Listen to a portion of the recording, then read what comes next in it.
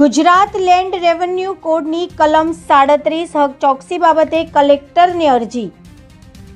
નસવાડી તાલુકાના 120 જેટલા ખેડૂતોએ કલેક્ટરના દ્વાર ખખડાવ્યા। છોટાઉદેપુર કલેક્ટર કચેરી ખાતે આવ્યા નસવાડી તાલુકાના ખેડૂતો। આવેદન લેખિત અરજીમાં જણાવ્યું છે કે અમે છોટાઉદેપુર જિલ્લાના નસવાડી તાલુકાના આદિવાસી ખેડૂતો છે। ભારત દેશની આઝાદી પહેલા હાલના વિસ્તારમાં તેમજ વડોદરા જિલ્લામાં ગાયકવાડ સરકારનું શાસન ચાલતું હતું। 1946માં ગાયકવાડ સરકારે 60 આદિવાસી કુટુંબ સભ્યોને ખેતી કરીને સ્વનિર્ભરતા લાવવા સારું એક કુટુંબ દીઠ 4500 ચૂકવ્યા હોય। ખોડિયા પાચંબા ગામના ખેતીની જમીન ખેડવા સારું માલિકી સ્વરૂપે આપેલ હોય। જ્યારે વર્ષ 1947માં ભારત દેશ આઝાદ થયો, ગુજરાતના દેશી રજવાડાઓ ભારત દેશમાં વિલીનીકરણ થતાં બૃહદ મુંબઈ રાજ્યની સ્થાપના થયેલ તેમજ સદર 60 આદિવાસી ખેડૂત સભ્યોને આપેલ જમીનના સુવ્યવહારુ સંચાલન સારું ખોડિયા પોચંબા ગણોતિયા ખેત સહકારી ખેતી મંડળીની સ્થાપના 1951માં કરી હોય। આમ સદર ખોડિયા પોચંબા ગણોતિયા ખેત સહકારી મંડળી તારીખ 9/7/51ના રોજ deputy registrar cooperative society Poona 1 ખાતે નોંધણી નંબર 112/1951 થી નોંધાયેલ તેમજ મંડળીના નામે ઉપરોક્ત 4500 પૂરતો બોજો ઊભો કરવામાં આવ્યો હોય। આમ સદર ગામનું રિસર્વે વર્ષ 1985 અને 86ની સાલમાં કરવામાં આવેલ અને તે મુજબ રેકોર્ડ લખવામાં આવેલ અને તે મુજબની ક્ષતિઓનું નિવારણ થઈ ગયેલ। આમ પૂર્ણ ભાગ 1, 2, 3 પશ્ચિમ ભાગ 1, 2, 3ના સમચોરસ ભાગ પાડવામાં આવેલ તેમજ છેડાથી છૂટી પડેલ જમીનને સર્વે ખાતા દ્વારા સ્થળ ઉપર જઈને જે તે વખતે પ્રોલોગેશન કરવાની કામગીરી બાકી હતી, પરંતુ રેકોર્ડ પ્રોલોગેશનની કામગીરી પૂર્ણ કરવામાં આવેલ જેથી રેકોર્ડની વિસંગતતા બાબતનો કોઈ પ્રશ્ન રહેતો ન હતો। આ હકીકત હોવા છતાં ગામના નમૂના નંબર 7/12માં કબજેદાર તરીકે સરકારનું નામ ચાલતું હોય જે તે વખતે મહેસૂલી રેકોર્ડમાં ખોડિયા પોચંબા ગણોતિયા ખેત સહકારી મંડળીના નામની સાથે અમો અરજદાર નામ ચાલી આવેલ છે। આ 28/9/1963ના ફેરફારનો નંબર 8 મુજબ સદર જમીનના કબજેદારમાંથી સરકારનું નામ કમી કરવા હુકુમ કરવામાં આવેલ તેમજ સદર નોંધ મંજૂર પણ થઈ ગયેલ છે અને અમો અરજદારના બાપદાદાના નામ માલિકી દર્શાવવા હુકમ કરેલ છે। આ બાબતે અમોએ એ વખતે જરૂરિયાત મુજબ મંડળી પાસેથી ધિરાણ પણ મેળવેલ છે, છતાં પણ રેકર્ડમાં શરતચૂકથી કબજેદારમાં સરકારનું નામ દર્શાવવામાં આવેલ છે। આ બાબતે ઉચ્ચ કક્ષાએ પણ લેખિત રજૂઆત કરવામાં આવી છે।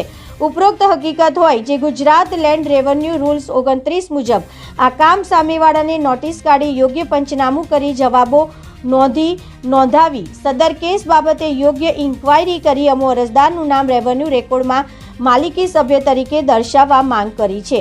જ્યારે સંજોગોમાં મુજબ મહેસૂલ રેકોર્ડમાં થયેલા ભૂલ સુધારવા શ્રીમંત સરકારના બદલે અમારું નામ માલિક કબજેદાર તરીકે દર્શાવવામાં આવે તેવી માંગ આપેલ અરજીમાં કરવામાં આવી છે।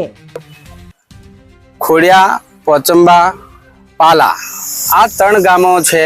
એ ગામોમાં શ્રીમંત સરકાર નામદાર સરકારના નામે જે પહેલા હકમાં નામો આવે છે, બીજા હકમાં ખેડૂતોના નામ નીચે અંદરના આવતા હોવાથી સરકારી કોઈ બી લાભ એ મળતા નથી।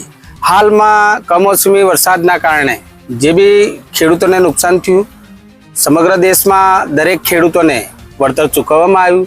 અમે અમારી રીતે વળતરની માંગણી રીતે અમે બી રજૂઆત કરી એમને કે અમે બી ખેડૂતો છે, અમે બી ખેતી કરી છે, અમને બી નુકસાન થયું છે તો અમને બી વળતર મળવું જોઈએ।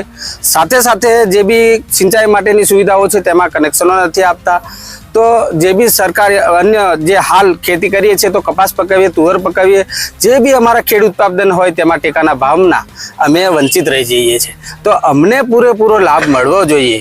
અમે આ જે બી છે અમારી જે રજૂઆત છે આજે કલેક્ટર સાહેબને રજૂઆત કરી છે। ભવિષ્યમાં અમારું આ જે અમારો રસ્તો ના નીકળે, અમે હાઈકોર્ટના અમે ન્યાય માંગીએ છીએ। ન્યાય માટે અમને વિશ્વાસ છે અમને ન્યાય મળશે અમારા 4 ગામોને, તો ભવિષ્યમાં અમે કોર્ટ દ્વારા બી ન્યાય લેવાનો થશે તો અમે ન્યાય માંગવા તૈયાર છીએ। બિલ અશ્વિનભાઈ પરસોત્તમભાઈ ગામ પોચંબા। છોટાઉદેપુર જિલ્લાના નસવાડી તાલુકાના ખોડિયા પાંચંબા તેમજ પાલા અમારે આઝાદીના 1949થી અમારા નામદાર સરકાર શ્રી સરકારના નામે જમીન ચાલતી આવી છે, જેમાં પહેલા હકની અંદર ખેડૂતોના 2010ની અંદર નામ ચાલુ હતા. એક તે તદુપરાંત પછી નામદાર સરકાર દાખલ થયા પછી અમારા હકના નામો હતા એ પણ કમી થઈ ગયા છે.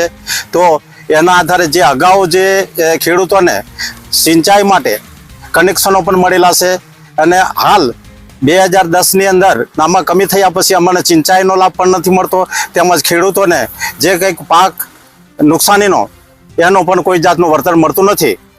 તો અમે આ કલેક્ટર સાહેબને આવેદન રૂપે મળ્યા છે, તો અમને ન્યાય મળે. ન્યાય નહીં મળે તો અમે આગળ જે કંઈક હાયર કોર્ટ કે કોર્ટની અંદર જઈશું અને અમારો ચુકાદો મેળવી લઈશું. કેટલા ખેડૂતોને એવું લાભ નથી મળતો? 4 ગામોને ખેડૂતોને લાભ મળતો નથી. કેટલા ખેડૂતો છે? કમસે કમ 120 ખેડૂતો. શું નામ આપનું?